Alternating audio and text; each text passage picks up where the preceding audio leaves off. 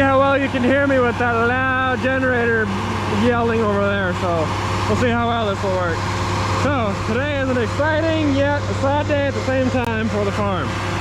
We just recently got some wells drilled for us. So we got this well right here, and we got another one right past that backhoe with a pile of dirt over there.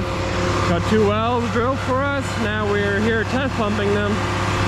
We have a 30 horse test pump down there.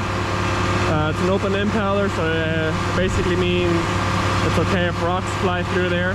But basically we're test pumping this well to see what it'll bring up, what we can pump out of this well into our pivot. That's basically our goal here. So we have a 30 horse in there right now. It's pumping off quite a bit. That little stream of water, that's about all it's bringing up. I have it squeezed to about 110, 115 pounds pressure. From the looks of it, how we're test pumping now, we might only be able to put a 10 horse in here. We got really lucky with that one over there. We have a 20 horse on that one. So that well has decently good water. So we're happy with that one, but this one looks like it might not be as good. But we just barely started test pumping about 15 minutes ago. So we're gonna keep test pumping here for a couple of hours, come back here tomorrow morning, continue test pumping it. So we'll see what kind of well we exactly have. And then after this well being done test pumped, which like I said, we just barely finished test pumping that one, and we're on to this one. Once this one's done being test pumped, all the way on that end of the field, about a mile away, we have another well. We're gonna test pump that one yet, which the fast balers have to come over there and fast bale it first. So they clean out the well. And then we gotta test pump that one. But we're hoping that the one on that end of the field is gonna be a good one, because all the wells on that end of the field seem to do pretty good. So this one on the other hand is, looks a little sad to be honest, but an extra 100 gallons, a 10 horse brings up 100 gallons. So 100 gallons is 100 gallons, anything helps. So we'll take what we can find, but we're always hoping for more.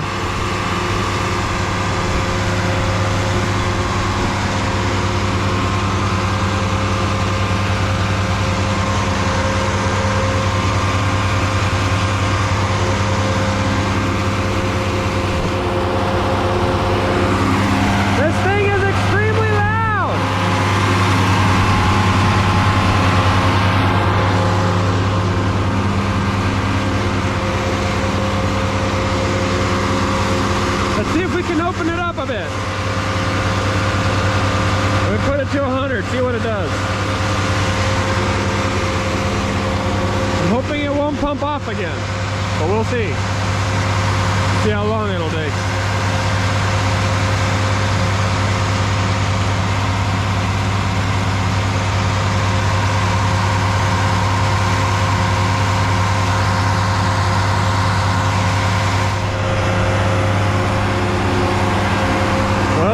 Take about 5 minutes and it's pumping off again. Well, it looks like we can't squeeze it to 100. Let's put you back up to 115 where you were.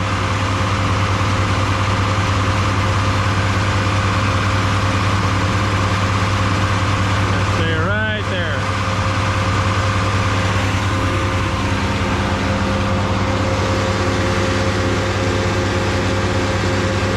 I think I'm gonna wait maybe another 20 minutes, and then I'll shut it off, wait about 10 minutes, then turn it back on again, see what happens.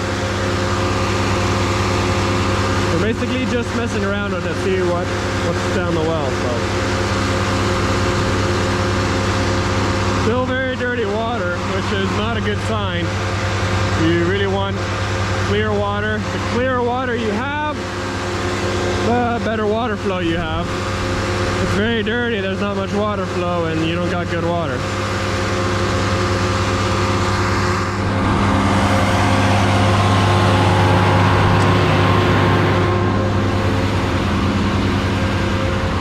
Alright, then I'm gonna wait a few minutes, start her back up, see what she does.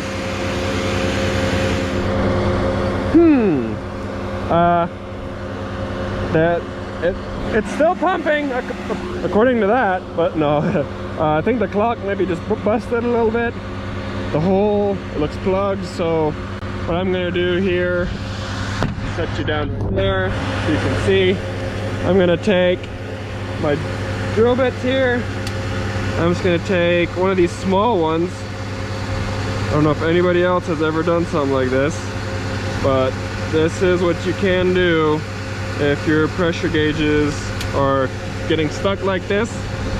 We actually do this quite often. You just grab a really small one, grab your impact or your drill, stick this guy in there, and then you just got to drill a slightly bigger hole in there, and it'll always work. Your clock still works. Trust me, we do this all the time. It actually helps better with a lot of the... Oh, this actually might be broken because I just barely drilled a hole in there and it's still stuck. But it actually increases the lifetime of some of them. And it looks like this one's just broken. Well, I'm gonna have to get a new one. But anyways, if you ever have a problem, just drill a hole at the bottom, and if you have lots of sand down your well or sand in a certain area, drilling a hole will actually increase the lifetime of them and they'll work better. So probably should have done that before I put it on there, but I'm just gonna grab a new one, put a new one on there.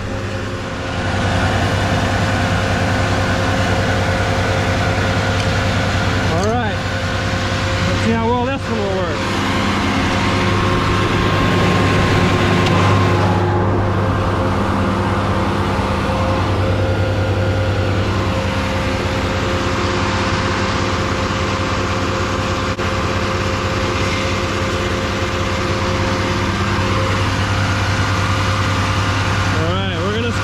To 100 this time, and we're gonna see what it can do now.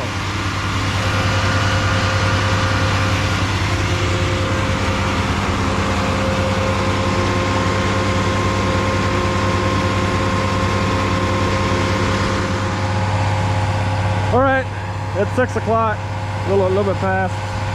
I'm gonna call it a day. We'll come back here tomorrow morning and continue test pumping. Can't hear me, just ignore it. I'll show you how I turn this thing off.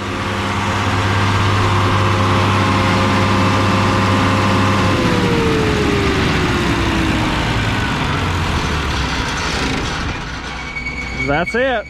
There's no key. That's all it is. Anybody else in the world would not know how to turn that thing off, but well, yeah, I'm done for the day. Come back here tomorrow morning, start this thing back up. I'm gonna close all this. Just don't want any rain or anything else getting in here. Leave my gloves there, that's fine. All right, yep, we're good to go. So it stayed pumping at 100 pounds. So I think that'll be good. From the looks of it, we might be able to put a 15 horse in here. And we might have to just maybe squeeze it off maybe just a little, but I think we can probably fit a nice 15 horse in here. So that's still an extra 130 140 gallons, give or take. This is a pretty deep well. This is, I think, 200 or 325 foot deep. So this is a pretty deep well. This one and that one, they're the same, which I think, well, actually that one's 5 foot shorter than this one. So that one is a 320 foot well. This one's a 325. So there's quite a few pipes down here, but we're gonna come back here tomorrow morning, continue test pumping, see what we can do. I'm hoping we can just put a 15 in there, but if not, we'll have to be okay with a 10 horse, but gonna come back here tomorrow. Oh, real quick before I leave, actually I might actually end the video here because we were just doing the same thing all over again tomorrow. If anyone's wondering, just because I find it funny and it's hilarious because of how old this thing is and it still works, you wanna know how we turn it on? I'll show you. So this is how you turn it off. So in other words, to turn it on, you obviously have to take this guy, hook it back in there, make sure it's all the way over. Basically, this is just your throttle. It just speeds it up or else it won't do anything. I'm just gonna unhook that because I don't need to turn it on now. But basically, you come over to this side. It's stupid funny is what it is. I crack up every time.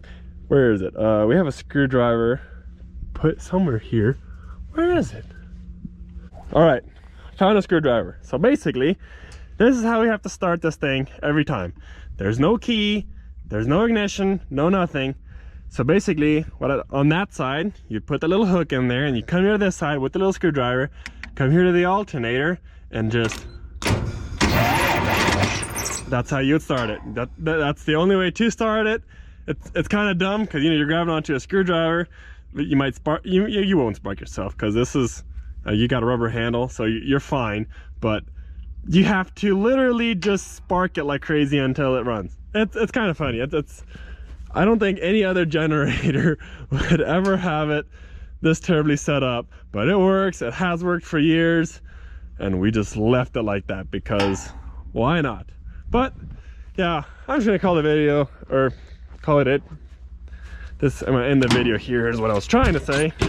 But thanks for watching, guys. Wish us luck on all of our new wells. Let's hope we find some good water. That's what we're all hoping for. But as always, thank y'all for watching.